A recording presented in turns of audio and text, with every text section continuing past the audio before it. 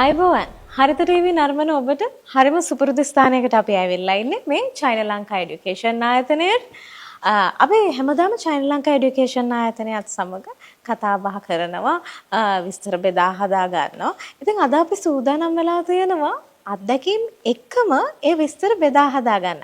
විශේෂ දෙවරක් අපත් සමග ඉන්නවා. මම මුලින්ම වුණ හඳුන්වා දෙන්න මහාචාර්ය සුගන්ධිකා සුරේෂ් මහත්මිය ආයිබෝවන් කියලා පිළිගන්නවා.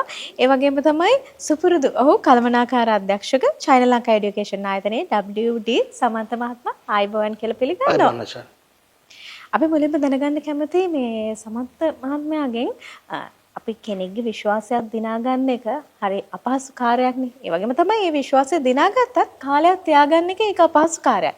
හැබැයි චයින ලංකා এডুকেෂන් ආයතනය අවුරුදු 20ක් පුරාවට දෙමාපියන්ගේ මේ රටේ ජනතාවගේ විශ්වාසය එක ලෙස රැකගෙන තියෙනවා. චයින ලංකා এডুকেෂන් ආයතනය කොහොමද අවුරුදු 20ක් පුරාවට මේ විශ්වාසය රැකගත්තේ?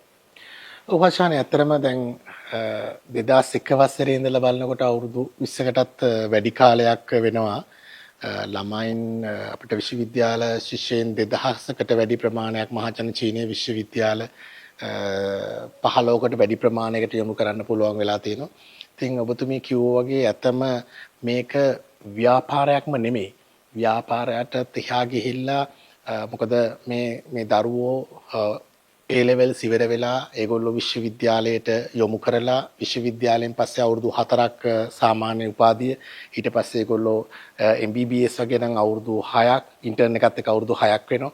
ඉතින් මේ කාලේ ඉවර වෙලා ලංකාවට ඇවිල්ලා ලංකාවේ ERPM part 1 part 2 exam දෙක ඉවර වෙනකන් ගොඩාක් වෙලාවට මේ බොහෝ දෙනෙක් එකට ඉන්නවා.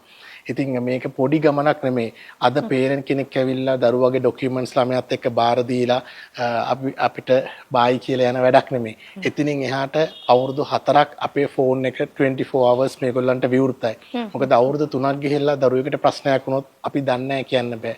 අපිට කරන්න බෑ කියන්න බෑ.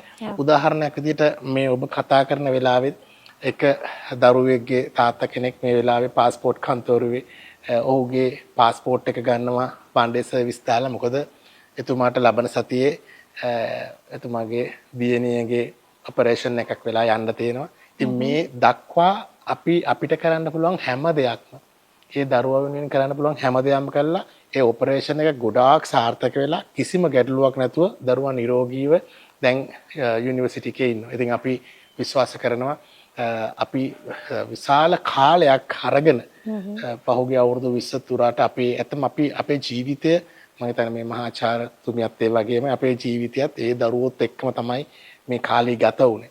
ඉතින් අපිත් වයසෙන් භාගයට භාගයක්ම මේ දරුවොත් එක්කම තමයි ගත කරේ. ඇත්තට වශයෙන්ම අපි පුද්ගලිකව ගොඩාක් සතුටු වෙනවා මේ වගේ අයත් එක්ක ඉන්න ලැබීම.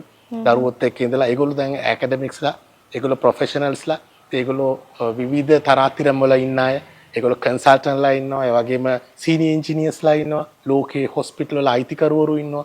ඉතින් අපිට මුංචි සතුටකුත් තියෙනවා මේ ගමන ආපු ගමන් මාර්ගය ගැන. සමන්ත මහත්මයා එහෙම කියනකොට මම මේ ඊළඟට හැරෙනවා සුගන්ධිකා මහත්මියගේ පැත්තට. දැන් ඔබතුමියගේ දියණිය චයින ලංකා এডুকেෂන් ආයතනය හරහා විදේශගත වෙලා තියෙන මේ වෙනකොට අධ්‍යාපනය ලබනවා. කොහොමද චයින ලංකා এডুকেෂන් ආයතනයත් සමග සම්බන්ධ වුනේ? කොහොමද ඒ අත්දැකීම? ඇත්තට